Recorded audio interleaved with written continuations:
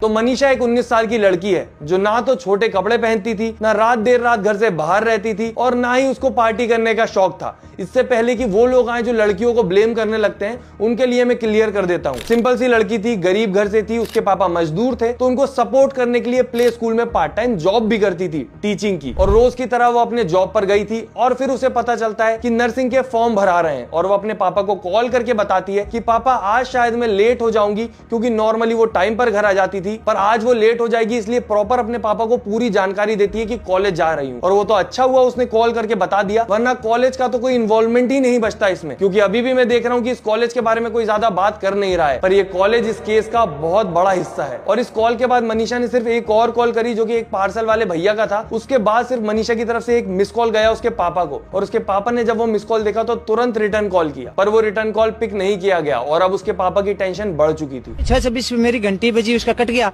फिर मैंने 6:26 मतलब पूरी नहीं हुई थी, कुछ सेकंड बची हुई थी, मैंने उसके साथ अपना फोन उठाया, साथ ही साथ कॉल किया तो फोन बंद था। कल रात में उसका फोन 12:04-5 के ऊपर ऑन हुआ है, उसके बाद बंद हो गया है। दोबारा हमने कॉल किया तो फिर स्विच ऑफ हो गया है। अब आप बोलोगे जब उसके पापा को टेंशन हुई तो पुलिस को कॉल करते या फिर खुद जाके देखते। उसके पापा ने दोनों काम किए, वो खुद भी गए वहां पर और उन्होंने पुलिस को भी कॉल किया और पुलिस आई भी। और जैसा कि जानकारी मिल रही है, जैसे ही पुलिस उस कॉलेज में पहुंची जहां पर मनीषा जा रही थी, तो पुलिस वहां पर 3-4 लोगों को देखती है, वहीं के कर्मचारी जो कि नशे में धुत थे।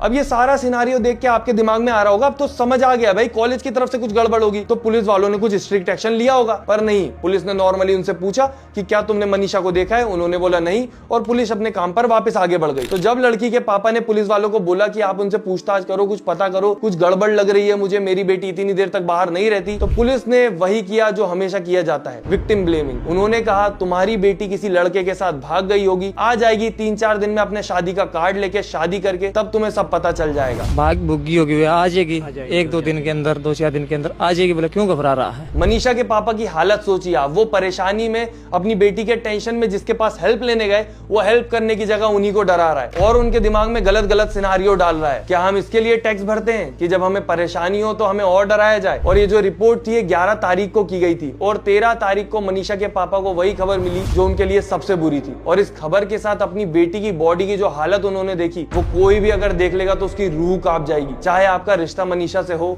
या ना हो। फेस पर स्किन नहीं है, जैसे तेजाब डाला हो। जिस नली से हम सांस लेते हैं वो सांस नली गायब है। जिससे हमारा खाना पेट में जाता है वो खाने की नली गायब है। किडनी नहीं है बॉडी में और शरीर से बच्चेदानी भी गायब है। आप सोच के देखिए, जब उसके पापा ने या उसकी फैमिली वालों ने ये सब देखा होगा तो क्या फील किया होगा। पोस्टमार्टम को मैं पढ़ नहीं पाया, इतना यानी भीतर के और गायब है। सच्चाई तो ये है